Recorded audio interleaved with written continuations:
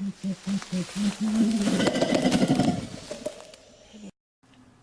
let me give you a few reasons as to why I do what I do and I focus on who I focus on. And this is not the totality of my presence. It's just a few reasons I'll give for now. Now, at least some of us knows about this from first-hand experience. Where you're in a physical fight with somebody and y'all wrestling, you know how it always starts. It always starts with boxing and it ends in wrestling. Then a third party intervenes and tries to break it up, but they'll grab you. And the next thing you know, the person you was fighting with gets to lay free hands on you. That's how I view the people who see themselves as pro-black. We've been in a fight with this place and these counterfeit black rebels have been grabbing us instead of this place that we've been fighting with. So we've been getting free hands put on us for over 50 years since the commandeering of the civil rights movement, where the real leaders were put away through various means: murder, robbery, bribery, blackmail, false imprisonment, and forced into exile, and so on and so forth. There's reasons we haven't seen a movement the magnitude of that one in over half a century, and it's no coincidence.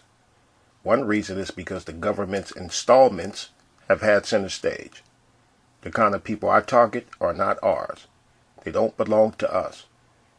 They are the government's babies. The second reason, the biggest reason, goes back to a quote from Bertrand Russell, who said that fools are always so sure of themselves, while the wise ones are always so full of doubt. The fools are quicker to talk than the ones with sense.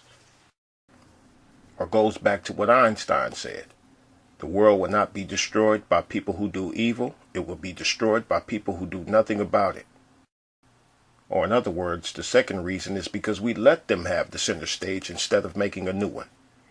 Here we have the biggest tool we've ever had in the internet, and we let these people dominate it. The artificial black nationals can keep their stage, because there will always be a market for what they do. I said a new stage. Or like what Martin Luther King said, which was, to ignore evil is to become an accomplice to it. Now, this was so you can understand where I'm coming from. You don't have to agree, just understand. You don't have to agree, just know where I'm coming from. The leadership, I talk about it all the time.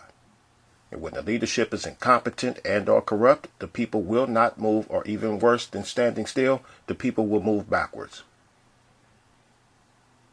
So this is not the totality, but just to give a brief understanding.